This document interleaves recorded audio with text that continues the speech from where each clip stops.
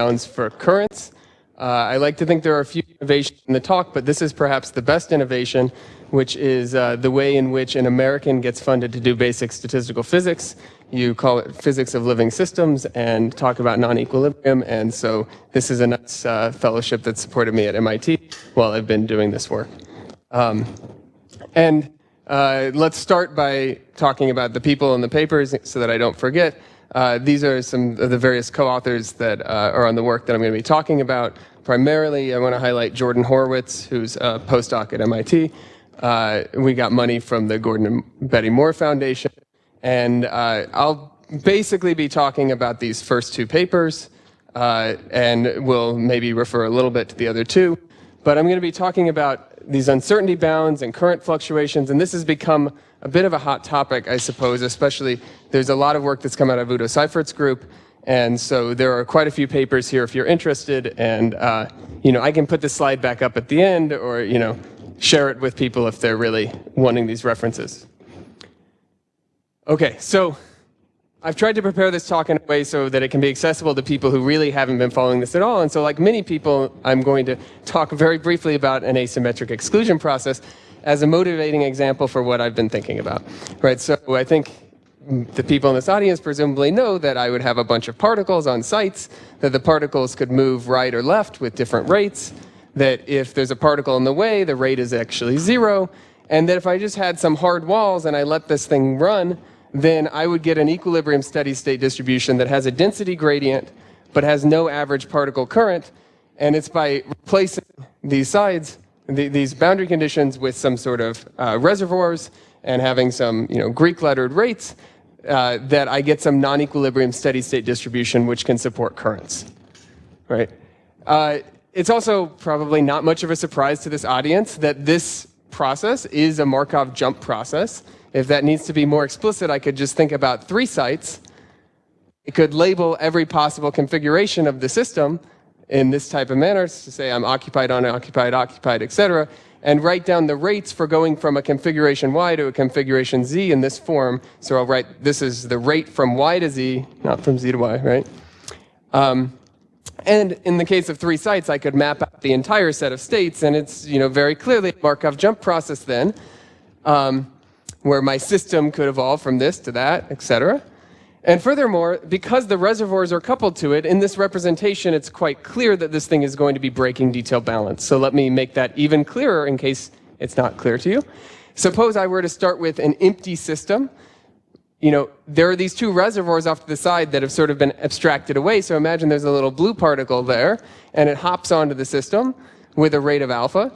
It could then hop across the system with a rate of p, again with another rate of p, and then off with a rate of beta.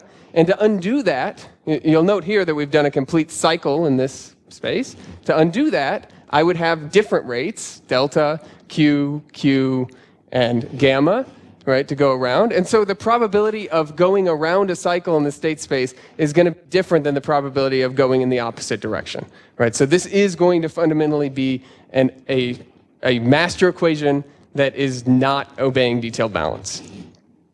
Right, now there are thermodynamic consequences to having this type of master equation that doesn't obey detail balance. In particular, we saw that I took a particle away from this reservoir and effectively added it to that reservoir when I did a cycle.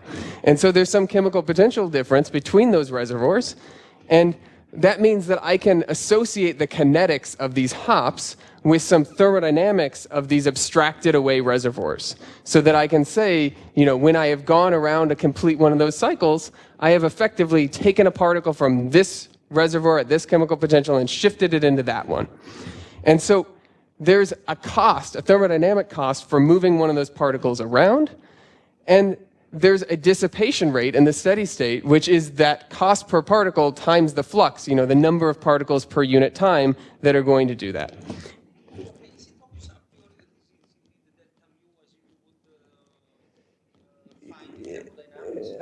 Is it obvious a priori? No, so there is a local detail balance assumption that goes into this.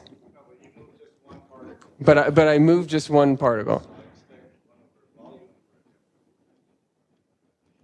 Sorry, you're expecting here.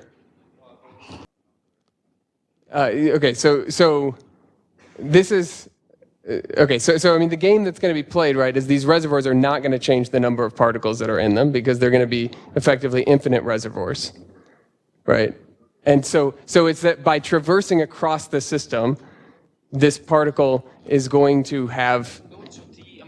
It's clear that... Yeah, because they're hard particles and yeah. So it's a okay. heuristic drive-by.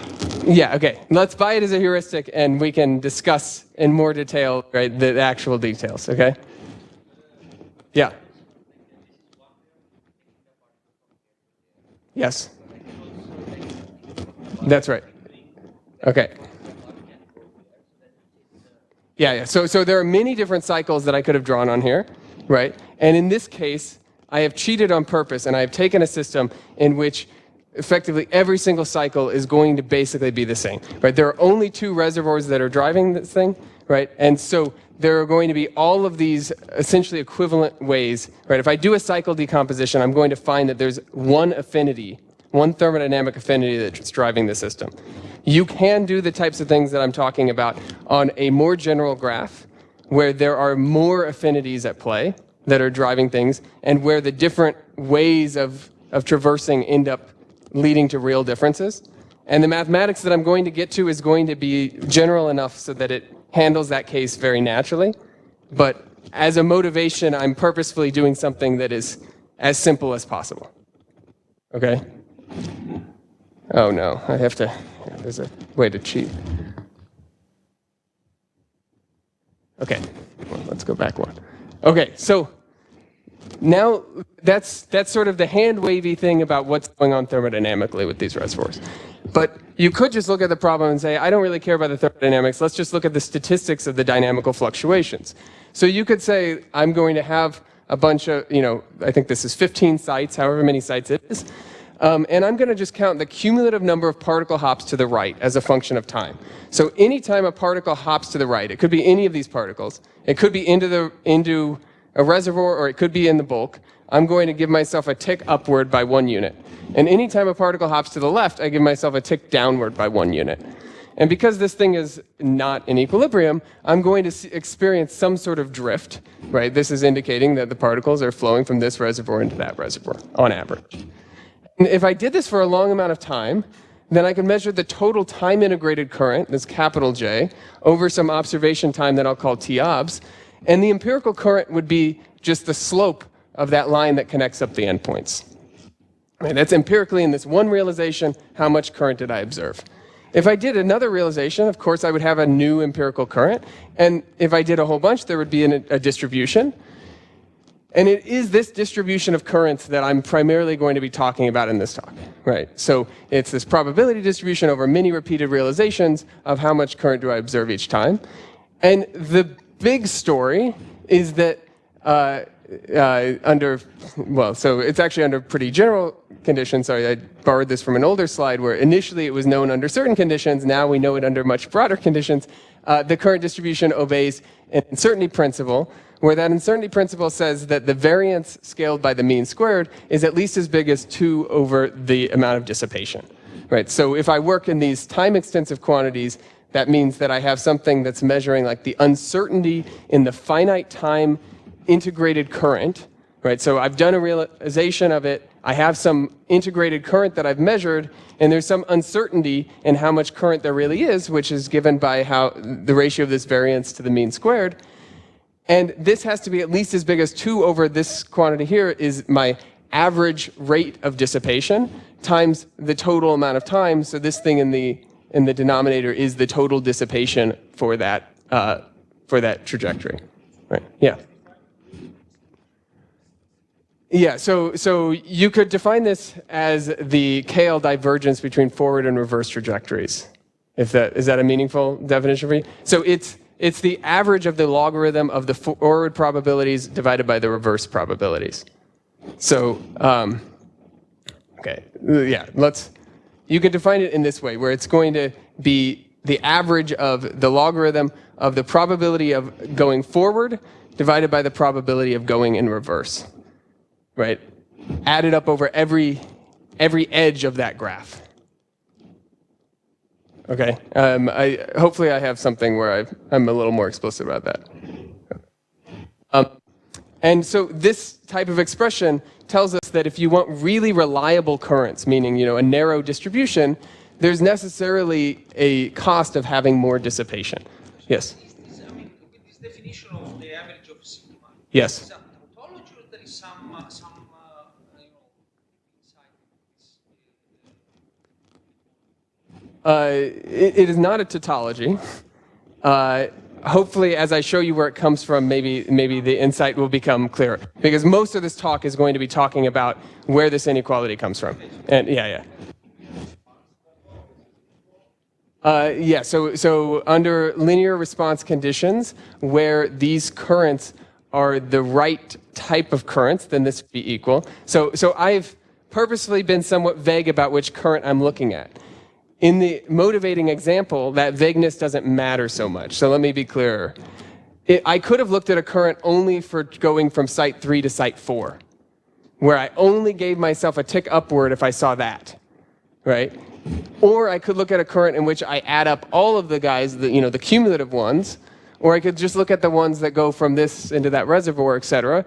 And the fact that everything is driven by a single thermodynamic affinity for this problem this is what I was saying when I said, it doesn't actually matter in the case of the ASEP.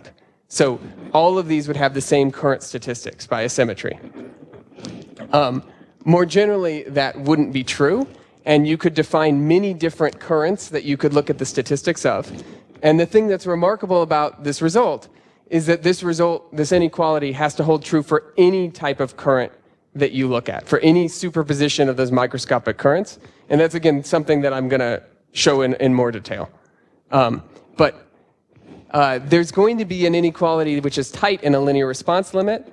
And for this inequality to be tight, it requires something in addition to linear response. That's a long-winded answer. Yeah.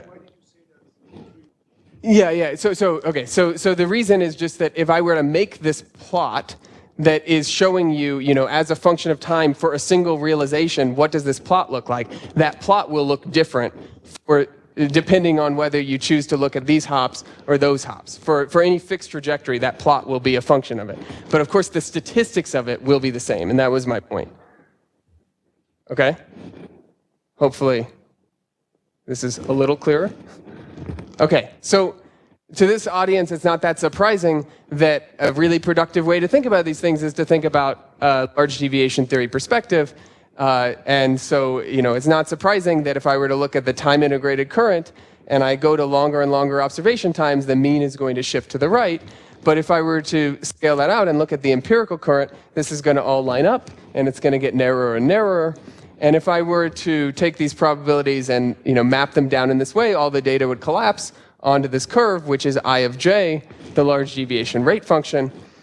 And again, to this audience, it's probably not surprising that this rate function, I of j, is describing the rate of convergence to the mean, that it has some properties, namely the minimum of this rate function happens at the average value of the current. The locally quadratic part tells me about Gaussian fluctuations. And if I were to ask about the height of this function at some value, let's say j star, the height of this measures on an exponential scale. How improbable is it in a measurement of some fixed time? I could compute how improbable is it to have seen that value of the empirical current.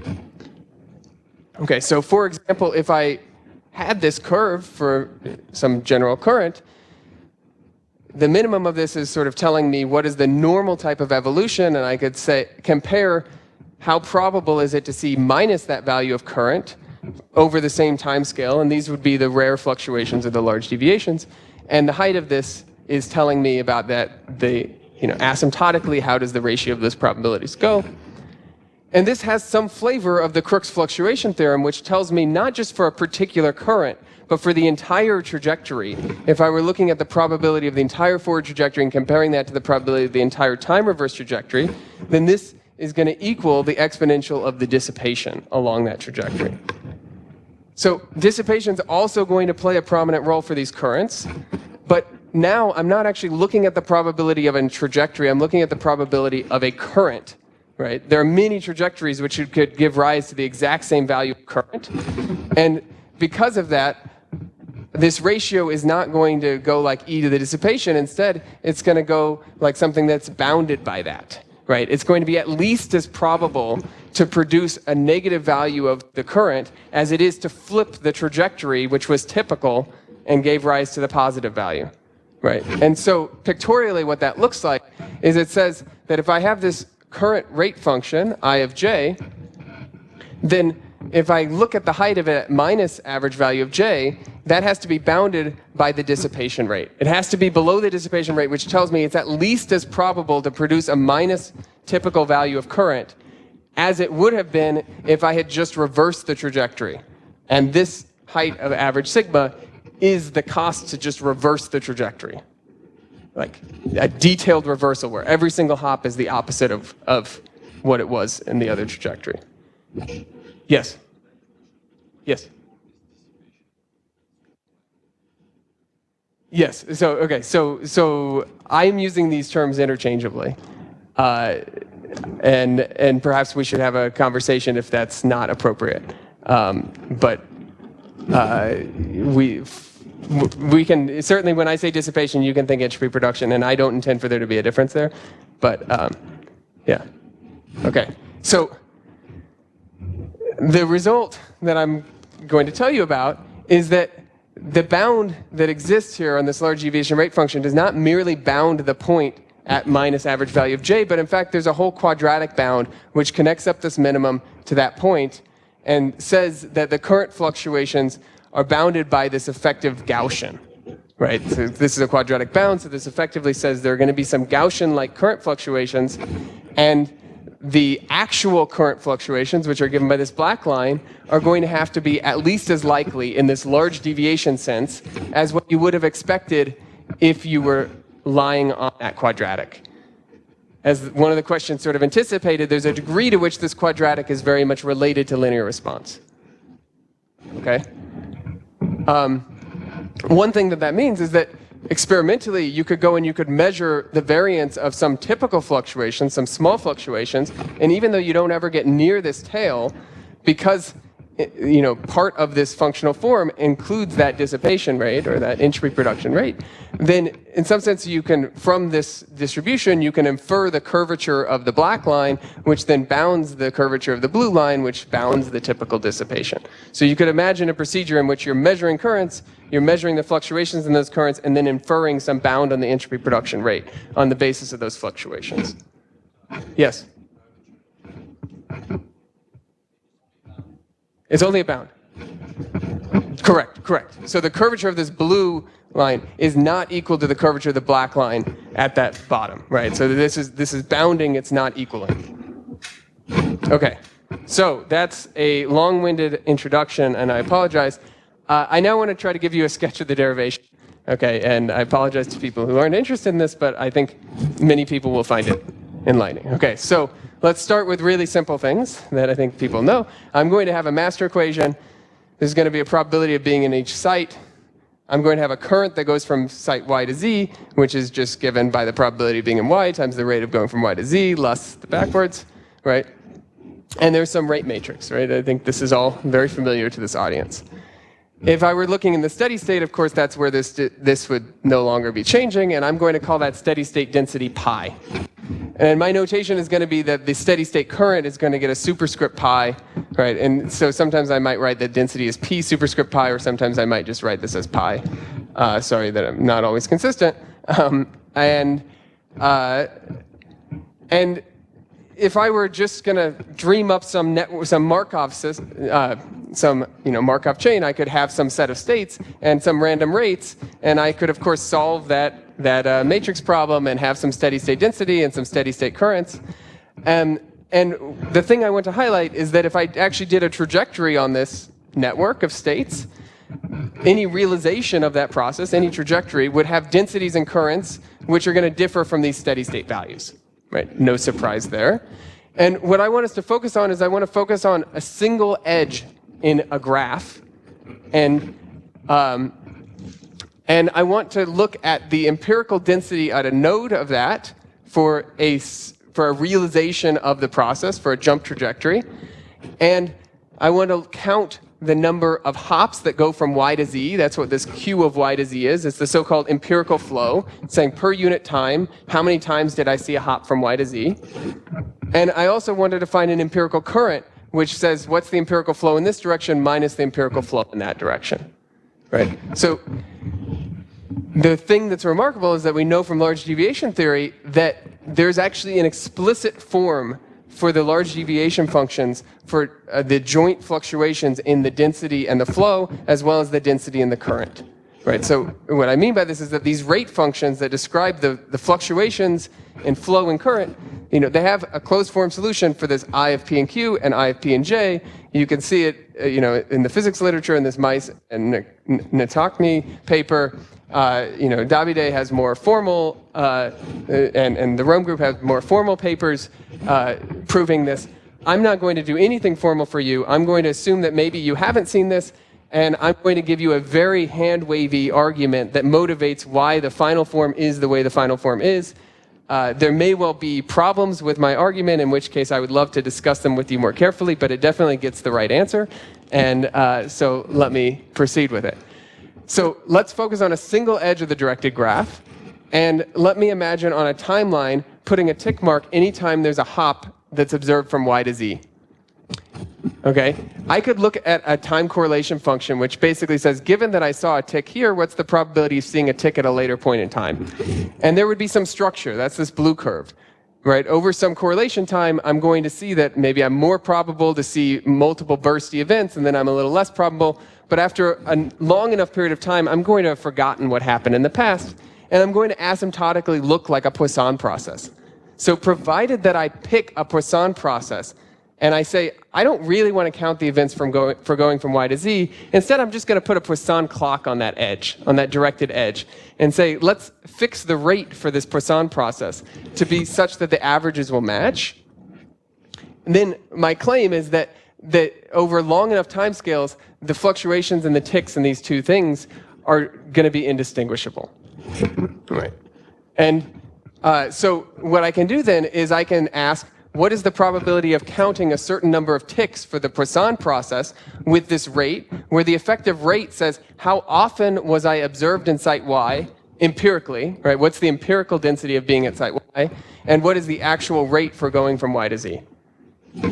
Okay, and so if you were to just accept that that's maybe how it should be, and I'm going to treat every edge as being independent of the other edges, which I realize they are not, then you could write down from this Poisson distribution what the probability of seeing the empirical density and the empirical flow would be.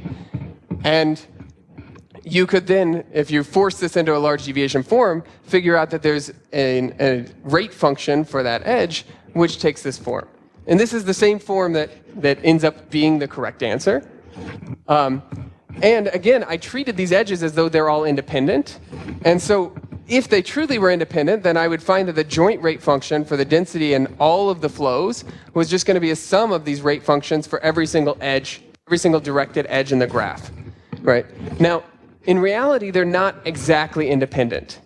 They're independent except for a conservation law, right? So in the long time limit, the coupling between these different edges goes away except for the fact that every single realization of a trajectory has to enter a node as much as it exits a node.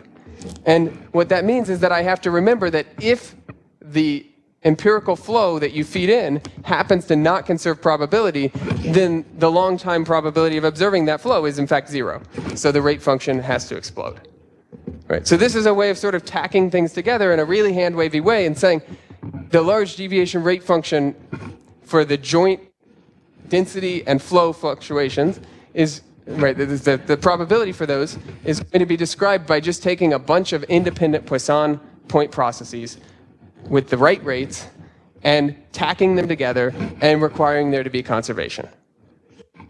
Okay, so if you buy this and you say, well, I'm not actually interested in the flows. Yeah, sorry. Yes. This line.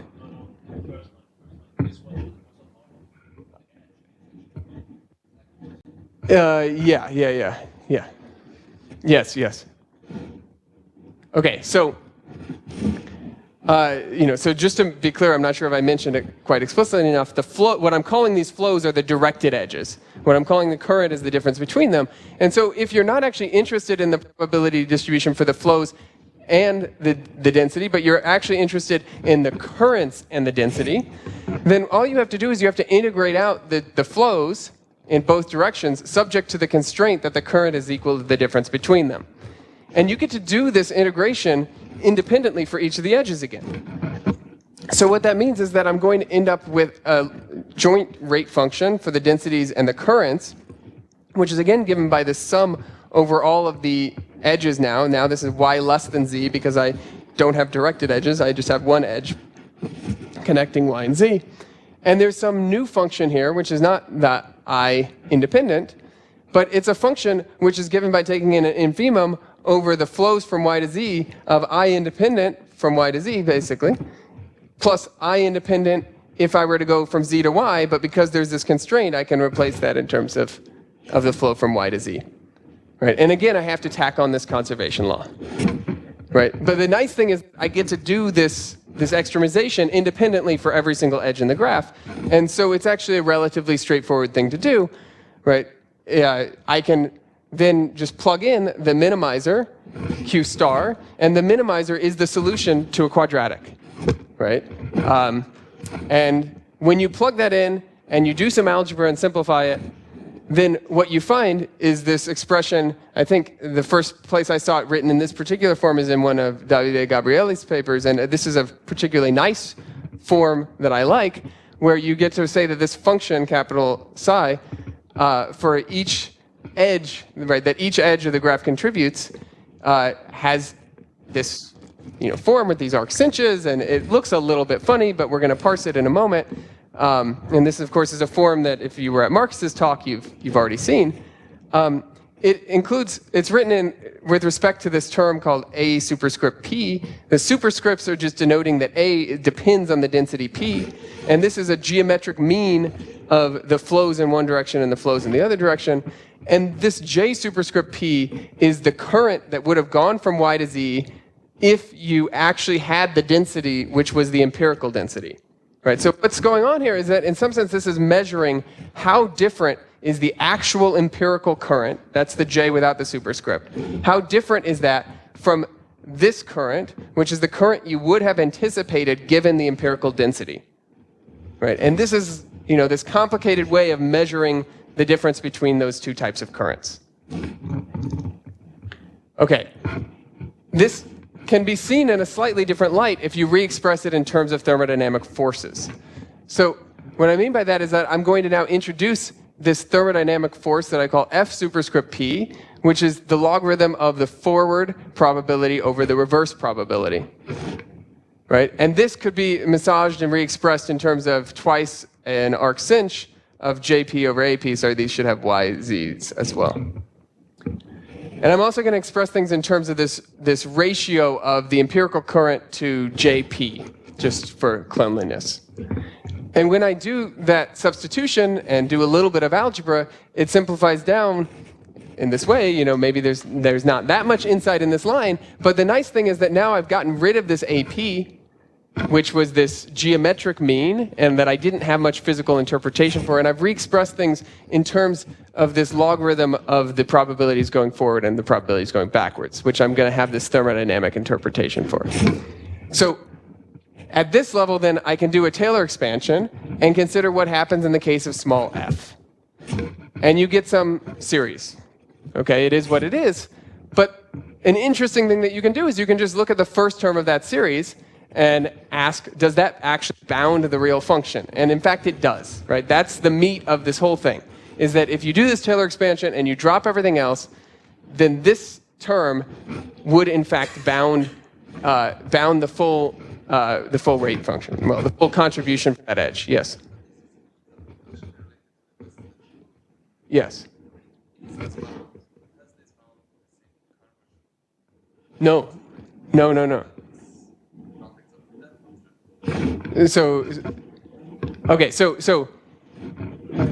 doing a Taylor expansion and dropping all but the first term is not a proof of this inequality, right? That does not, you can't take a Taylor expansion, just take the first term and then say, everything else had a well-defined sign. A proof of that inequality is here. You can take this full term and subtract off this thing, right, and define that to be some delta, right, which is the difference between them. You can inspect it and discover that delta vanishes at these two values of this j bar. And then you can notice that this delta, if you take a derivative, simplifies down, and it can be written much more simply than the full psi. And so you can then inspect the signs of this derivative and figure out that they have the correct signs. So, the delta grows as you move away from these special points j bar, right? And so in this way, you can prove this inequality, right, which allows you to prove this one. It says that every single edge is contributing something which is at least as big as these terms here, where this is that first term of the Taylor expansion for that psi function. Is that answering your question or no? No? Yeah. Yes. Yes. Sorry. Okay. I understand your question now. I understand your question. Yes. This is confusing, and let me fix it in one fell swoop. This is not a Taylor expansion in J bar about J bar equals 1. Right. So J bar equals 1. Sorry, I have all these builds. J bar equals 1 would be like the most likely current, right? It's the minimum. So you could imagine doing a Taylor expansion around that minimum in J bar. But this is a Taylor expansion in F. And those are different Taylor expansions. Right? And so if I were doing the Taylor expansion in J bar, I would actually get the variance. Right? Here, what I'm going to get is I'm going to get some different function which has to lie below the actual rate function. Right? Does that? Yeah. Okay. Sorry. I'll be around so people can talk in more detail. I have 7 minutes and 20 seconds, so let me make an attempt to say some of the things I wanted to say. Okay, so this term of the Taylor series that I keep has this current times this thing that I've called a thermodynamic force that's telling me, the log probability of forward and backwards. And I'll write this thing as a lowercase sigma, right? So this is like the entropy production rate for going from Y to Z. And when I wrote things in this form, I took that first term, then I get this bound. And this is a bound on really high dimensional objects, right? This is on the empirical density at every single site and the empirical current on every single edge, right? But this is bounded by this quadratic form. So you could ask, what if I'm only interested in the statistics of some scalar current, right? What I mean by a scalar current is I'm going to define this thing J subscript D to say I'm going to sum up over all the microscopic transitions, all the edges in my graph. And I'm going to use an expansion coefficient that D, which determines how much do I want to weigh each of those, right? So I could pick a D that only looks at one transition, or I could pick a D that equally weights everything, or, you can do whatever you want here. And the rate function for this scalar current would just be given by taking the minimization over all the P's and the J's, subject to the constraint that this is what I mean by a dot product, that this, the current dotted into that D is the value of JD, right? And doing this minimization, at first glance, to me, when I was a little more naive about it, seemed like it was a relatively easy thing to do now, to bound it, because I could bound this thing by a quadratic form. So now I wanted to do a minimization over the J's of a quadratic form subject to a linear constraint. Now the problem, of course, is that I'm sort of hiding and not reminding you of the fact that there's a conservation law at every single node. And so actually this requires me doing some sort of minimization of a quadratic form subject to this linear constraint, as well as all these constraints on all the nodes of the graph.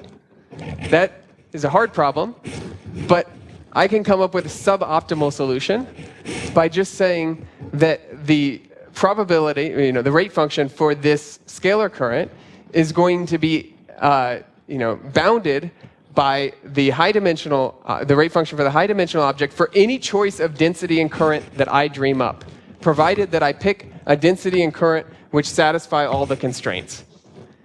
And what I say is that that a density and current that satisfies all the constraints are easy enough to come by. I can pick the steady state density, and I can pick the steady state currents, and scale those steady state currents based on the value of JD that I wanted to achieve. So what I'm doing is I'm just saying, I wanted to see a particular value of this scalar current.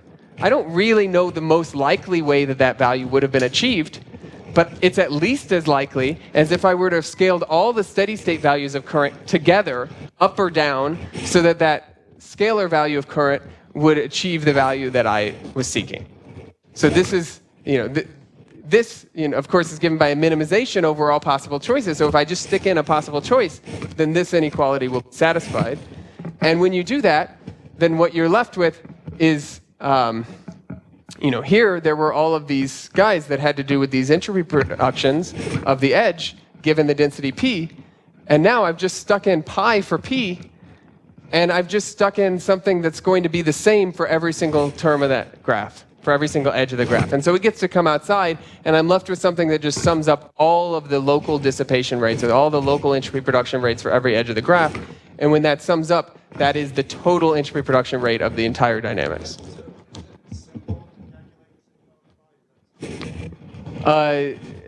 To calculate it on, you're saying you're going to give me a master equation, and I want to... yeah, so it's certainly simple if you give me a master equation with a matrix that's a small enough value, then I can use these tilting arguments, and I can, numerically compute this.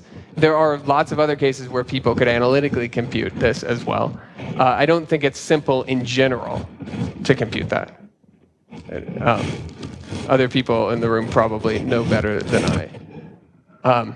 Okay, now I have an ASEP bound on this, and a small deviations corollary is this so-called thermodynamic uncertainty principle, right? So in other words, if I am interested in the variance of this time-integrated current scaled by the mean squared, then this I can relate to the curvature of that rate function, right, in the following way.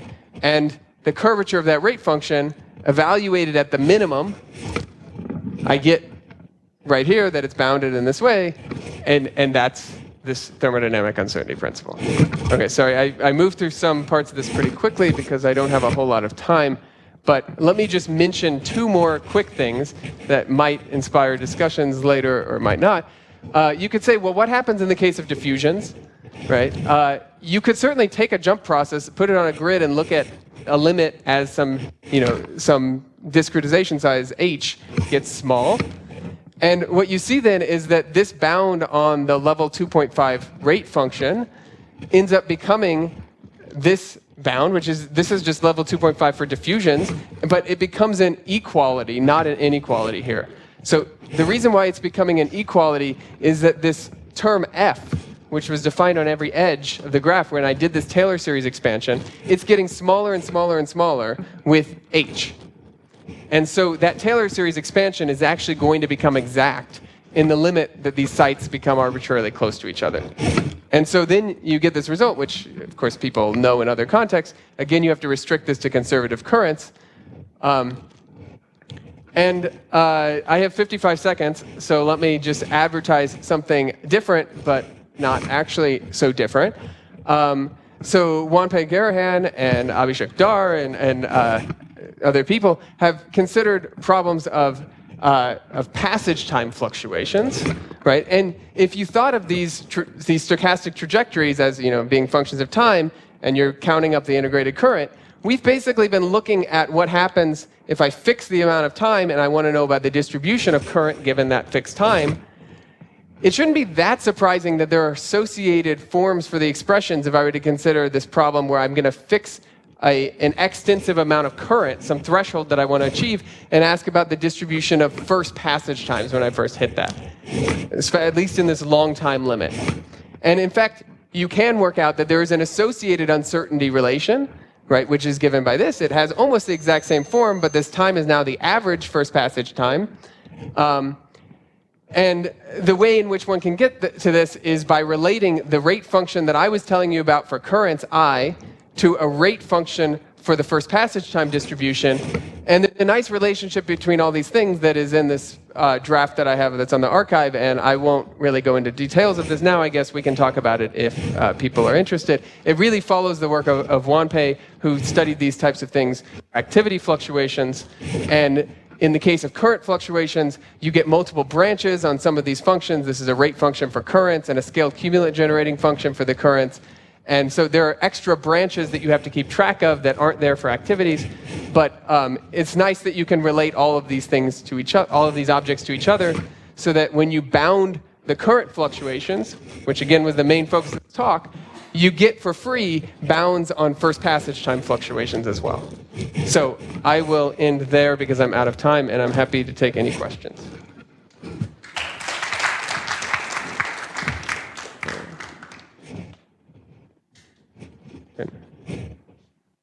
I think that was Ugo, but or Freddie.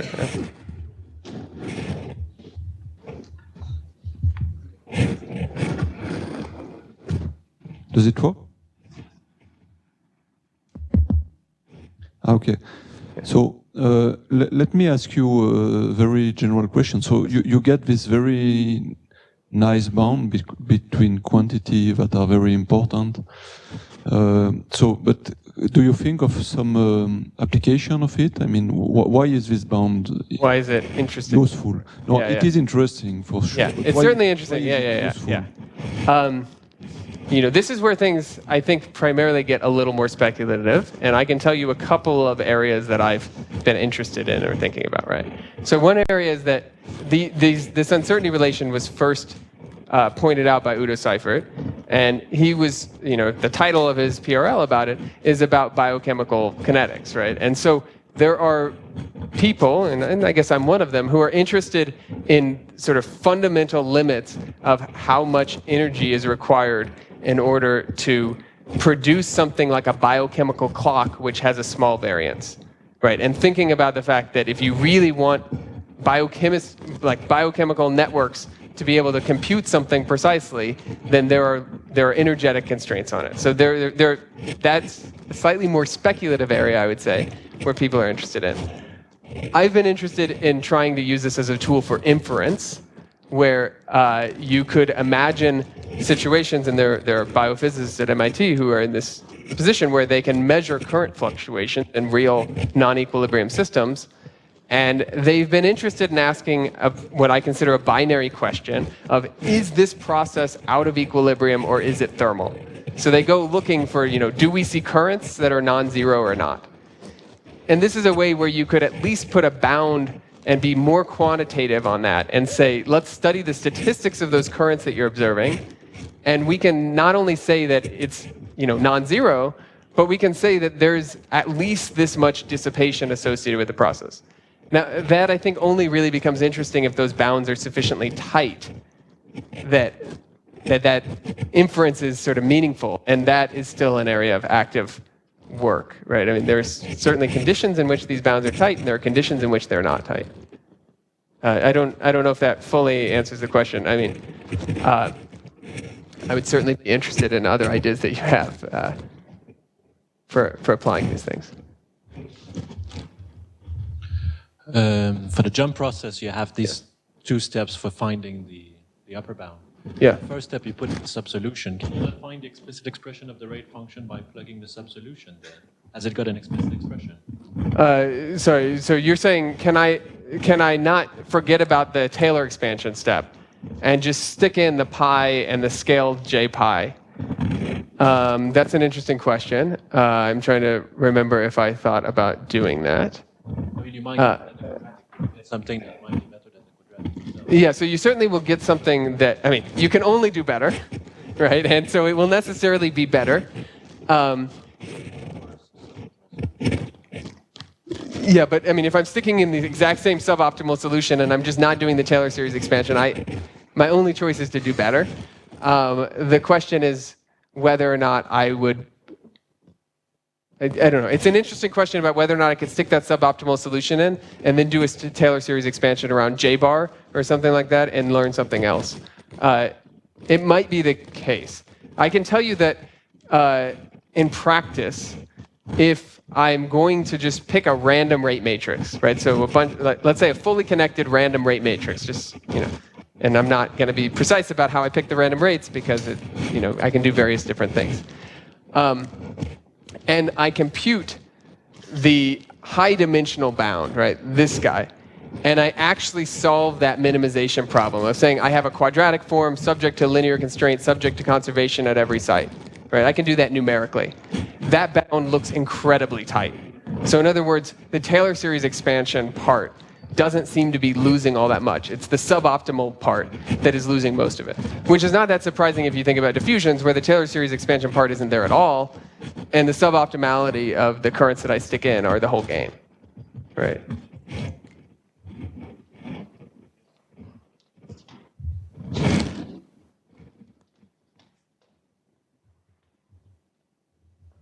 Thanks. So with the Poisson clocks and whatever, it's a sort of clear physical picture behind it. So I just have a stupid question. So my stupid question is, do I get to your bound just by saying, what's the probability to speed up all my Poisson clocks by the same factor in order to get from the current that I naturally get to the current that I want? Okay, so I think that if you were to do that, you would probably get what Ugo just was talking about. Right, so then you would be sticking in this suboptimal solution, but you wouldn't have this Taylor expansion part, right? So I think that to get this to where the thermodynamics falls out naturally, there's something very useful about that Taylor series expansion. Right, so you can certainly get all sorts of bounds that don't express things in terms of that thermodynamic quantity, but instead express things in terms of dynamical activities, et cetera, right? So, Wanpei has looked at sticking in things that give activity bounds as well. So I think if you were to just stick that suboptimal solution into here, you would almost certainly get something which would be a tighter bound, but it would not be expressed in terms of F. It would therefore not be expressed in terms of this capital sigma. And if you wanted to force it into the form where you could interpret it in terms of those quantities, I strongly suspect you would end up right back where you began. So but it would be interesting if you don't. It's even worse. So you're not even doing as well as speeding up all your clocks by a certain amount. You speed them all up. Yeah, and then I change it a little bit so that I can write it in terms of thermodynamic forces. Something that. Yeah.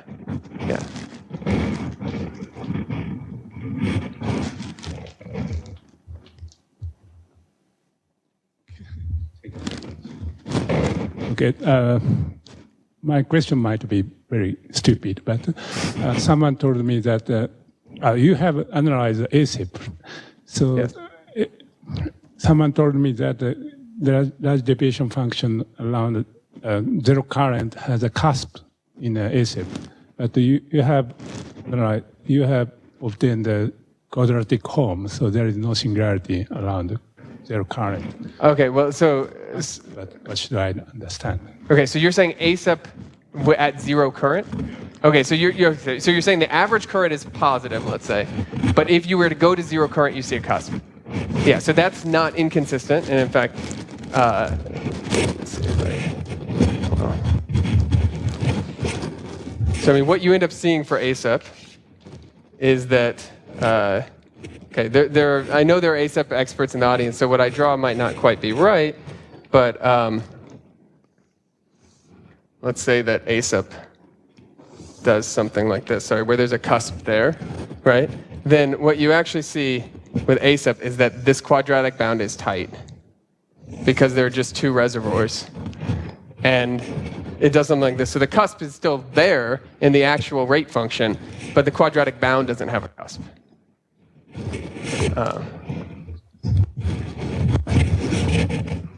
And by causality, what happens if you take the reversible limit? Because both sides of the inequality diverge, but they might diverge in the same way, and you might get a well-defined result.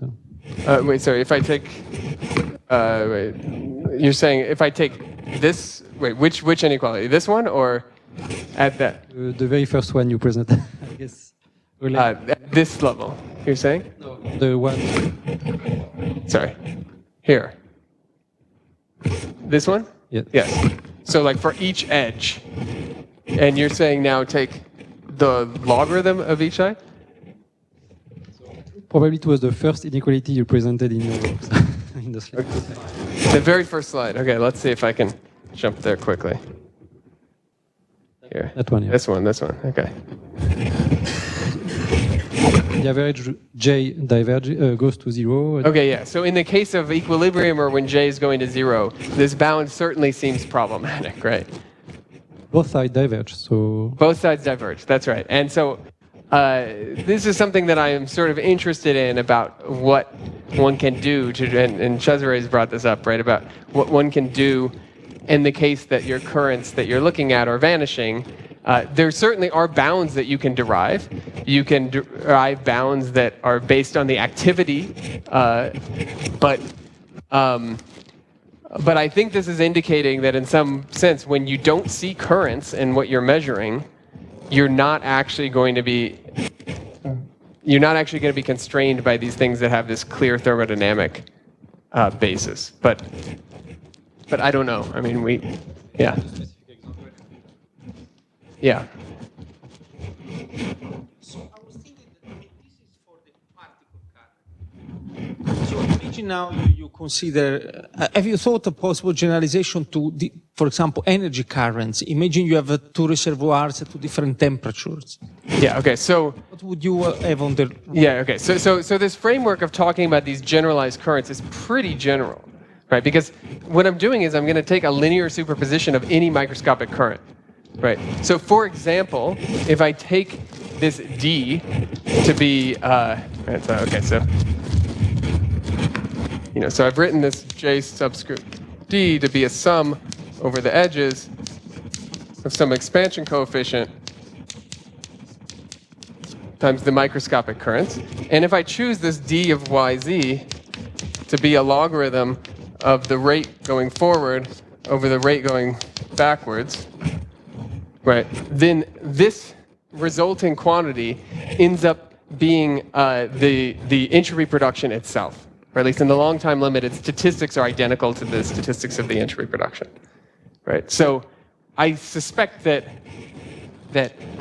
at least the types of currents that I've thought about can fit within this framework. It would be interesting if there are types of currents that you're imagining that wouldn't, but it's certainly more general than just, the particle current of ASEP as I first motivated.